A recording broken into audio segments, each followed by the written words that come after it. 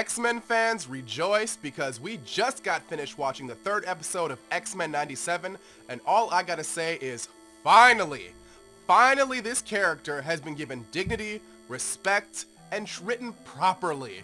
And we're talking about none other than Madelyne Pryor. So if you haven't watched the third episode of X-Men 97, I suggest you do so because we're going to get into it. We're going to get into how this episode redeemed her character, and we're going to get into the history and how her character was treated dirty by X-Men and the Marvel over the decades. Alright, without further ado, let's get to it. So most people don't even know who Madelyne Pryor is because of her convoluted background, and Marvel kinda swept her under the rug in favor of Jean Grey. And on top of that, this is her first animated appearance in any of the X-Men shows. So in the comics, Madelyne is introduced after Jean Grey sacrifices herself at the end of the Dark Phoenix saga.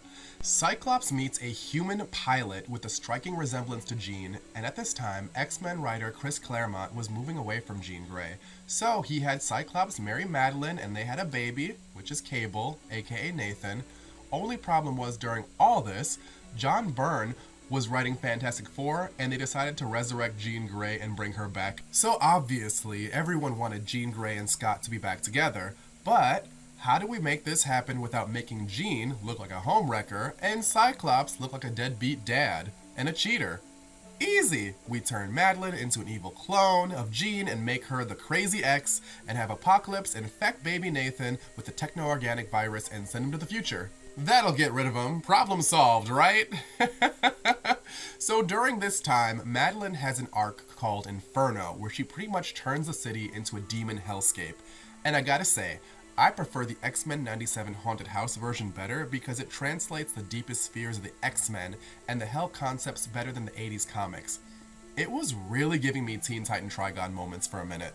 While I enjoy the comics version, some of the aspects were corny, like chairs and mailboxes and binoculars becoming possessed and eating people. It was kind of silly at times, but on upside, we got a nod to Magic in 97, who was also present in the comics Inferno story, which, given all the demons involved, her and her team, the New Mutants, were present in this story as well. So like the original animated series, a lot of this story was nicely streamlined down for these events to fit the universe, the runtime, and the cast of X-Men 97.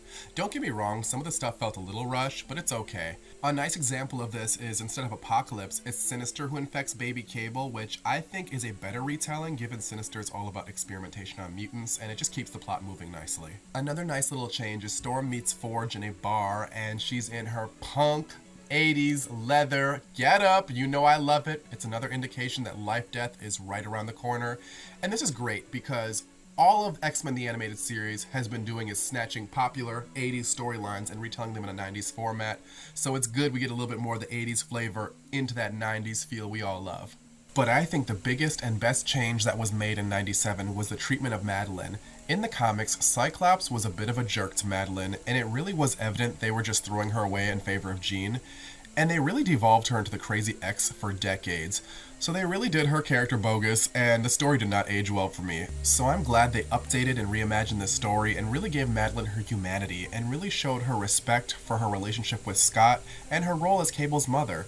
She was really a victim in all of this and actually lost more than anyone. And she really believed the X-Men were her family, so for her to get written off in the comics was really a stain on the X-Men's legacy.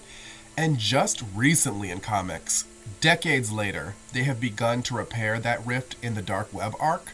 In this story, Jean gives Madelyne all of her memories of Cable growing up that Madelyne wasn't there to witness, and the healing finally starts. I'm glad she got to have some well-written moments as a mother with Cable. I'm glad she got to stick it to Mr. Sinister. I'm glad she got to have an epic transformation sequence, but what I love the most is that she went toe-to-toe with Magneto. That was one of the best fight sequences in all the entire X-Men animated series in 97. She really ate. And shout out to Jennifer Hale for playing both Jean and Madelyne at the same time and nailing both roles. This character has been so long overdue for justice, especially when we have so many gray and nuanced characters like Magneto, Mystique, and Emma Frost. Madelyne deserved this for a long time now, and thank you X-Men 97 for giving her that. Well, now that we've got justice for Madelyne, can we get some justice for Selene? Because the comics have been doing her dirty time and time again. Justice for Celine now that we got justice for Maddie. Alright, half of y'all don't even know who Celine is, do you?